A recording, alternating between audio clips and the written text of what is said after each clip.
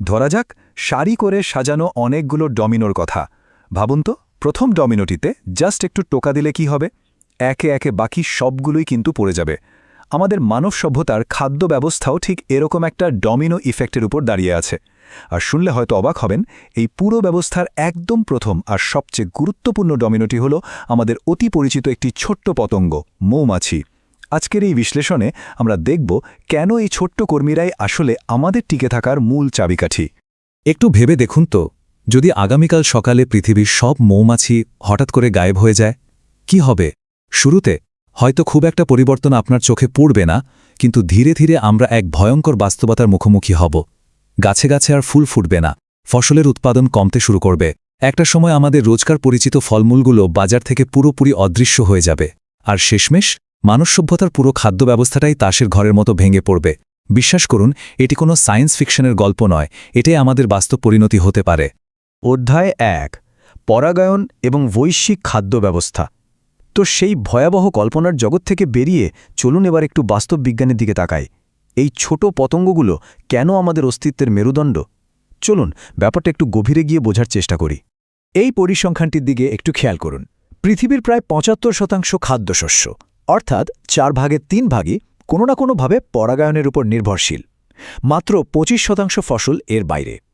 মানে দাঁড়াচ্ছে, আমাদের প্রতিদিনের প্লেটের বেশিরভাগ খাবার, যেমন ফলমূল, শাকসবজি বা বাদাম, এগুলোর জোগান নিশ্চিত করে ওই ছোট পতঙ্গগুলোই।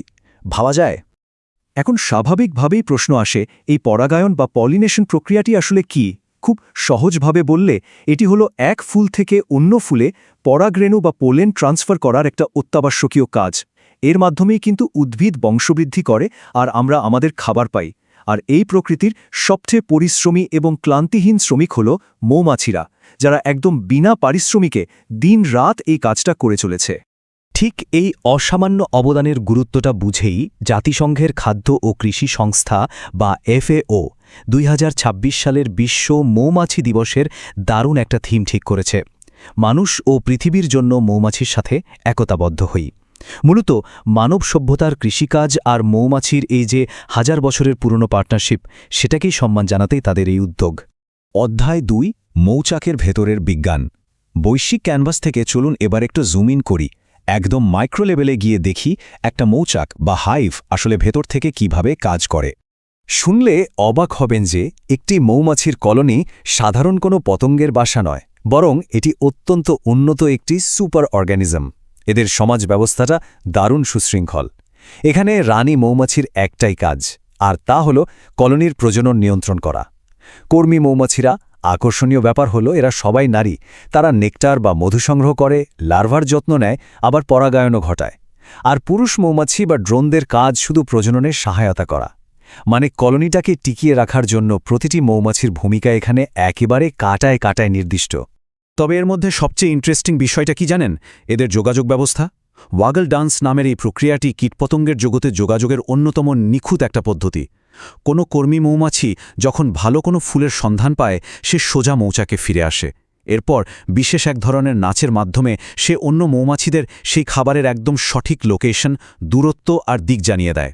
একবার ভাবুন, কোনো GPS ছাড়াই কি চমৎকার তাদের নেভিগেশন সিস্টেম।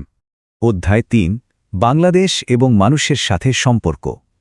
মৌচাকের ভেতরে চমৎকার এই বিজ্ঞান থেকে এবার একটু বাইরের পৃথিবীতে আসি।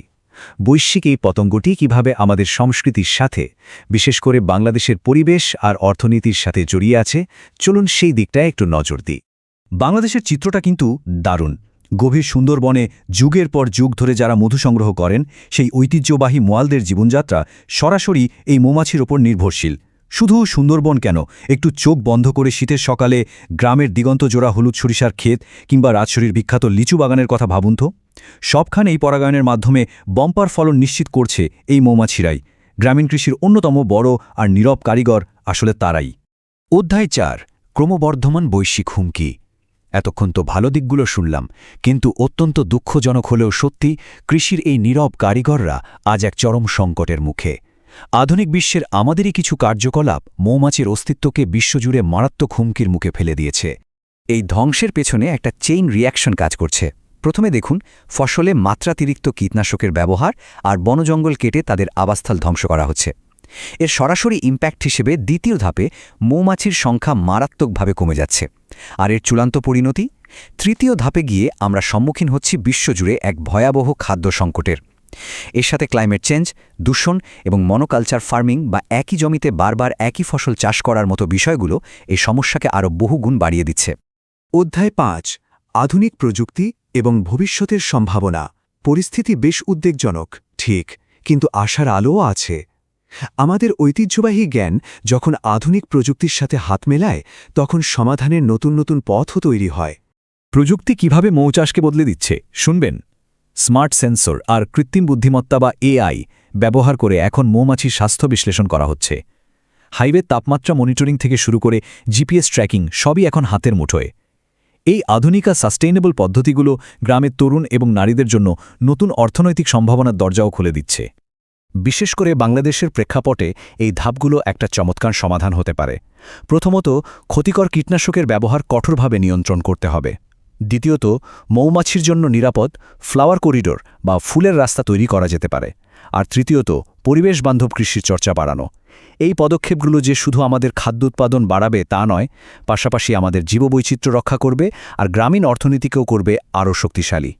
অধ্যায় 6, আমাদের টিকে থাকার ভবিষ্যৎ। এবার একটু বৃহত্তর দৃষ্টিকোণ বা ম্যাক্রো পার্সপেক্টিভ থেকে পুরো বিষয়টা ভাবা যাক। মৌমাছির এই সংকট আসলে সামগ্রিকভাবে মানবজাতির ভবিষ্যতের জন্য ঠিক কী অর্থ বহন করে? একটা বিষয় আমাদের খুব গভীরভাবে উপলব্ধি করা প্রয়োজন। মৌমাছি রক্ষা করার মানে কিন্তু শুধু বেশি মধু উৎপাদন করা নয়। মৌমাছি হারিয়ে যাওয়া মানে হল আমাদের চারপাশের পুরো ইকোসিস্টেম বা বাস্তুতন্ত্র যে ধসে পড়ছে, এটি তারই একটা তীব্র অ্যালার্ম বা সতর্কবার্তা। ভবিষ্যতের কৃষি ব্যবস্থাকে অবশ্যই প্রকৃতির সাথে মিলিয়ে চলতে হবে। প্রকৃতি থেকে আলাদা হয়ে মানব সভ্যতা কখনো টিকতে পারবে না, কারণ আমাদের নিজেদের বেঁচে থাকাটাই পুরোপুরি নির্ভর করছে এই ছোট্ট ক্লান্তিহীন কর্মীদের বেঁচে থাকার ওপর। শেষ পর্যন্ত প্রশ্ন একটাই, সময় একেবারে ফুরিয়ে যাওয়ার আগে আমরা কি পরিবর্তন আনতে প্রস্তুত? আমরা কি পারব আমাদের বৈশ্বিক জীববৈচিত্র্যকে রক্ষা করতে? এই পরিবর্তন হয়তো আজ খুব ছোট মনে হচ্ছে, কিন্তু আগামী দিনের প্রভাব আমাদের অস্তিত্বের জন্যই সবচেয়ে বড় হয়ে দাঁড়াবে। এই প্রশ্নটি আপনাদের ভাবনার জন্যই রেখে যাচ্ছি। ইনসাইট হাইওয়ের সঙ্গে থাকুন, জটিল বিষয় বুঝুন সহজভাবে।